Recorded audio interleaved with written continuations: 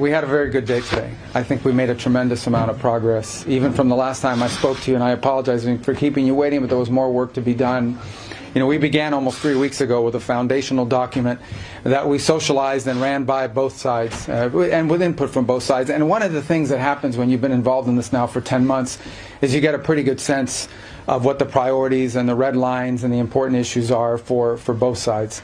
And so that allowed us to create a foundational document, which has been an ongoing working document. In fact, over the last 96 hours or more, there's been extensive engagement with the Ukrainian side, including our Secretary of the Army and others being on the ground in Kyiv, meeting with relevant stakeholders across the Ukrainian political spectrum, in the legislative branch and the executive branch and the military and others, to further sort of narrow these points.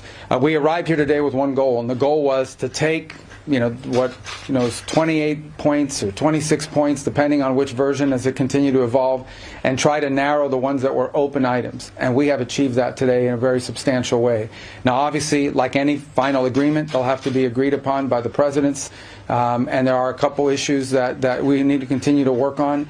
But I think the report today is that I think today was worthwhile. It was very, very, it is probably the most productive day we have had on this issue. Maybe in the entirety of our engagement, but certainly in a very long time.